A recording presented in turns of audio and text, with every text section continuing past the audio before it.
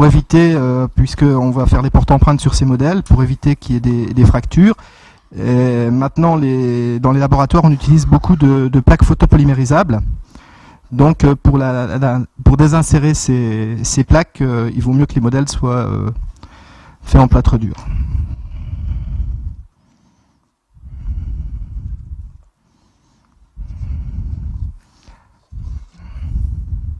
Alors, quand on malaxe le plâtre sous vide, à peu près 20 ou 30 secondes, si on le fait comme moi à la main, là, on va mettre à peu près 1 à 2 minutes pour malaxer ce plâtre. Il faut le faire de consistance crémeuse, crème fraîche assez épaisse. Voilà.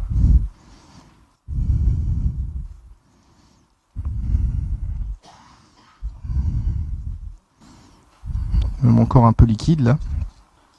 J'ai pas bien dosé l'eau.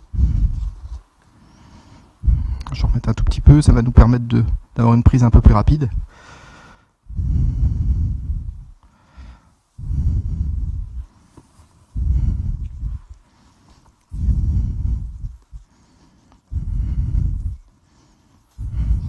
Voilà. On spatule le plâtre, on n'a pas besoin de faire des grands mouvements, toujours dans le même sens.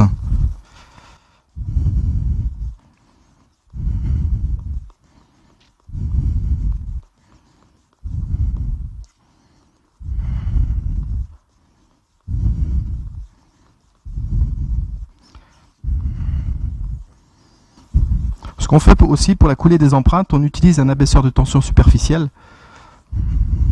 pour éviter les bulles.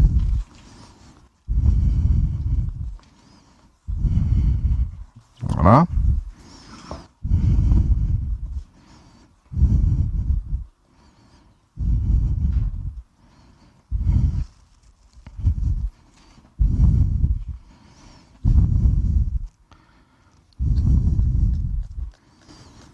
Donc je passe un spray pour éviter la formation de bulles. Vous voyez comme l'alginate coule. Alors le problème c'est j'ai utilisé un désinfectant qui contenait sûrement un peu d'alcool et ça dilue le trait que Jean-Paul a fait tout à l'heure.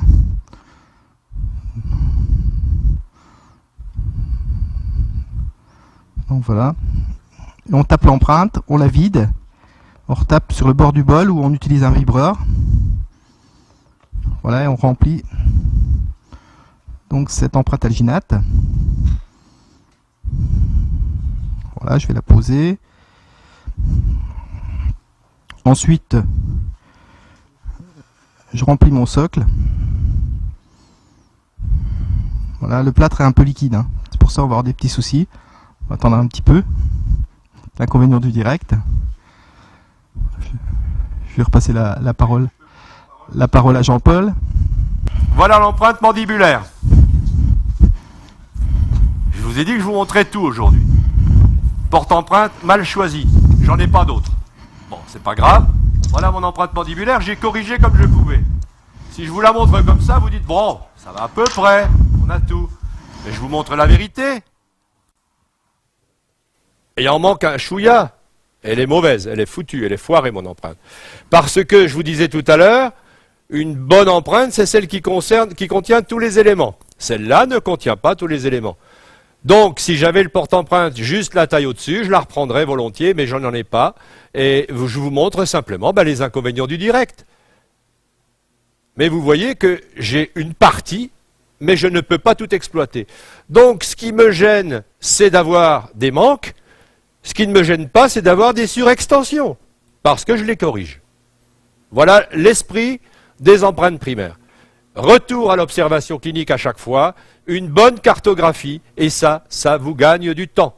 Alors, voilà, je reprends mon empreinte primaire, je vous remontre l'erreur, en vous disant, si j'avais pris un porte-empreinte un peu plus large, j'aurais tous les éléments. Mais ce qui m'importe surtout, c'est la cartographie que vous voyez là. Et je reviens encore une fois sur mes empreintes aux alginates. Quand vous avez des crêtes plates mandibulaires, c'est parfois difficile d'avoir vraiment l'enregistrement des bords, etc. Prenez un alginate sous-dosé en eau, c'est-à-dire ferme. N'hésitez pas à déplisser les tissus, quitte à faire des surextensions. On s'en fout, ça sera cartographié. Mais au moins, vous aurez tous les détails. Donc, voyez, ôtez-vous de l'idée que votre empreinte, elle va être parfaite dès le départ, et corrigez-la, et après, eh bien, c'est un jeu d'enfant pour le prothésiste. Voilà pour les empreintes primaires. Nous allons passer maintenant quelques diapositives pour engager le problème des empreintes secondaires. Les empreintes secondaires sont des empreintes anatomo-fonctionnelles. Et c'est là où on va réellement lover la prothèse dans les tissus, au niveau des bords, au niveau des extrados. Je ne vous parlerai pas de piézographie, je ne vous parlerai pas d'empreinte tertiaire, je vais vous parler simplement d'une empreinte finale, que je fais tous les jours. Cette empreinte finale, elle se fait en 3 temps. Tout d'abord, et ça c'est primordial, et c'est toujours chanté, on va toujours trop vite, c'est l'essai du PEI. Ce PEI doit être stable dans les mouvements moyens. Tout à l'heure, on insistera sur le matériau du PEI, sur le bourrelet, plutôt qu'une queue de préhension, etc. Pour l'instant, je suis en clinique. En clinique, donc, j'essaye le porte-empreinte individuel et je vérifie qu'il est stable dans les mouvements moyens. Quelles sont les sources d'instabilité d'un PEI? Il y a déjà les surextensions. En voici une manifeste. Le frein n'est pas suffisamment dégagé, malgré le fait que j'ai fait une cartographie. Et là, j'ai une toute petite retouche à faire, mais il faut la faire. Et il vaut mieux passer 10 minutes à essayer son PEI pour qu'il soit stable dans les mouvements moyens, pour pouvoir être sûr d'être à distance du fond de sillon. Et puis, on a ses yeux pour vérifier en plus. Donc, la première cause d'instabilité d'un PEI, c'est les surextensions. La deuxième cause d'instabilité d'un PEI, je vais vous le montrer, c'est le bourrelet, et en particulier à la mandibule. Si vous avez quelque chose à noter, c'est maintenant. Vous prenez vos crayons, vos stylos, vous écrivez sous ma dictée. Ce qui est très important, et ça va nous suivre jusqu'au bout, c'est l'orientation du plan occlusal mandibulaire. Il faut toujours, en prothèse complète, donner priorité à la prothèse la moins stable. La prothèse la moins stable, c'est la prothèse mandibulaire. Vous, quand vous êtes là, après avoir pris un petit café, que vous êtes assis confortablement dans votre fauteuil, bouche bée, au repos, que fait votre langue? Votre langue vient coiffer les faces occlusales, les cuspides linguales de vos molaires et prémolaires mandibulaires. Vos molaires et prémolaires mandibulaires sont situés sous la convexité de votre langue. Et vous avez un repose-langue. Imaginez que vous ayez un complet en bouche, c'est la même chose. Ça s'appelle la ligne. Et c'est pas écrit dans les bouquins ce que je vous dis là, mais c'est fondamental. L'orientation du plan occlusal mandibulaire, c'est la clé du succès en prothèse complète. Cette orientation du plan occlusal mandibulaire veut dire déjà au niveau du bourrelet que votre bourrelet mandibulaire ne doit pas gêner la langue. Si vous avez une prison à langue, dès que le patient bougera la langue, il va décrocher la prothèse. Eh bien, à ce stade, c'est déjà très important. Le bourrelet mandibulaire doit être situé sous la convexité de la langue, comme vos dents à vous. Il faut être logique.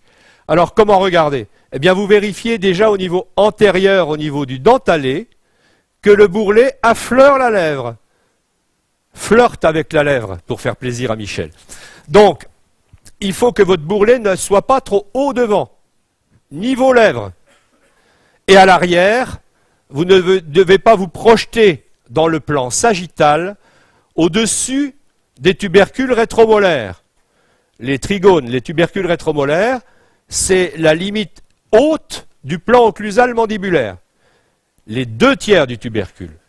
Donc, si vous, je reprends l'exemple du denté, toujours pour être compréhensible, pardon. Je reprends l'exemple du denté. Vous, si je prends une réglette métallique, et cette réglette métallique, je la mets sur la face occlusale de vos molaires et prémolaires, je vais buter dans votre tubercule rétromolaire. Vous voyez? Ça, là, je bute dans le tubercule rétromolaire. Eh bien, c'est pareil en complète et c'est fondamental. Donc, un bourrelet bien fait, c'est un repose-langue, ce n'est pas une prison à langue. Et quand on parlera du montage des dents, on donnera priorité à cette chose-là. Et vous verrez que vos prothèses mandibulaires, même s'il n'y a pas de crête, elles seront stabilisées par la langue et vous ferez de la langue votre ami. Et c'est ça qui est fondamental. J'espère vous avoir enfoncé un clou important tout de suite. Je continue. Une fois que vous avez fait l'essai du PEI, vous avez supprimé les surextensions, vous avez vérifié à la mandibule que le bourrelet n'était pas une prison à langue, eh bien on va faire le marginage. Ce marginage, c'est quoi? Eh bien c'est les extensions maximales autorisées par le jeu de la musculature périphérique. C'est-à-dire qu'on va fermer le joint, mais autorisé par les muscles. Pas de surextension. Parce que si vous faites des surextensions, vous pouvez faire un marginage trop haut, avec une prothèse, vous me direz, il y a de la succion. Ok, il y a de la succion au repos. Mais dès que le patient bouge le muscle, ça tombe. Donc, il faut ne pas aller en antagonisme des muscles. C'est les muscles qui vous marquent la limite extrême de vos bords.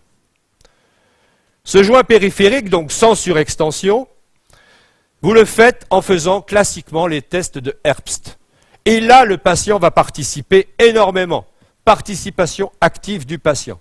Il va bosser et vous le félicitez sur les pleins et les déliés qu'il vous obtient, parce que c'est lui qui l'a fait. Et moi, je ne peux pas le faire en tirant sur ses joues ou sur ses lèvres, je n'aurai jamais la fonction exacte. Donc c'est lui qui travaille, et vous lui faites travailler au maxillaire le buccinateur, donc les zones latérales.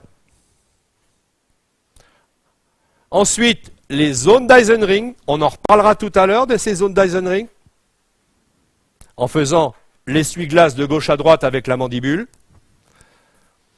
Le voile du palais, je vous expliquerai tout à l'heure comment créer un post-dam, parce que sur diapo, c'est pas facile. Donc là, je passe assez rapidement. Et je vous l'expliquerai des visus tout à l'heure. Et une fois que vous avez fait le post-dam, le voilà, et vous voyez bien ici que ma limite postérieure, elle s'arrête derrière les fossettes palatines. Parce que les fossettes palatines sont toujours situées dans le palais dur. Ensuite, on fait l'orbiculaire des lèvres avec le mouvement du baiser ou du petit lapin. Vous verrez comment j'explique les mouvements aux patients d'une manière très simple. La mandibule, ben voilà ce que je vous disais tout à l'heure. Un bourrelet trop haut, ça se retouche. Ça se retouche pour ne pas faire cette fameuse prison à langue. Et cette photo, elle a énormément d'importance. Et on vous parle toujours de la DV, on vous parle toujours de la centrée, on vous parle très rarement de l'orientation du plan occlusal mandibulaire qui commande tout le montage. Avec une parfaite concavité pour l'orbiculaire pour qu'il puisse s'exprimer. Le joint sublingual, je vous expliquerai tout à l'heure comment on le fait, quels sont les mouvements à faire, c'est sur le patient qu'on verra tout ça. Vous voyez très bien au milieu le chenal pour le génioglosse, pour le frein de la langue. Et de chaque côté, on atteint les franges sublinguales dans les mouvements moyens de la langue pour créer le joint sublingual. Mais tout ça, je vous le détaillerai un peu tout à l'heure. Et on fait son joint. Vous avez ici un marginage à la pâte de Kerr classique. La pâte de Kerr est un excellent matériau qui permet de faire un marginage sectoriel, secteur par secteur, et qui est très pédagogique pour les étudiants. Mais sachez qu'il existe d'autres matériaux pour les marginages, et en particulier les silicones, qui sont parfaitement adaptés. Je vous montrerai tout à l'heure marginage au silicone. L'avantage des silicones, c'est que vous faites votre marginage en 3 minutes en enchaînant tous les mouvements pour faire tout le tour du propriétaire musculaire. Et ainsi, vous enchaînez tous les mouvements et c'est plus propre, c'est moins inconfortable pour le patient que la pâte de Kerr. Mais nos étudiants, nous faisons avec eux les marginages à la pâte de Kerr pour 2 raisons. D'une part, c'est parce qu'ils ne peuvent faire que secteur par secteur parce qu'ils apprennent. Et en plus, c'est parce que dans un centre de soins, les marginages au silicone, ça coûte cher.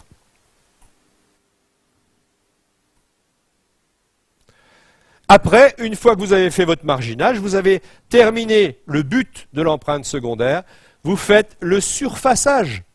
Ce surfaçage, vous le faites avec des permelastiques, des thiocols, vous le faites avec de la pâte et génoloxyde de zinc, vous le faites avec des silicones, vous le faites avec des polyéthers, peu importe.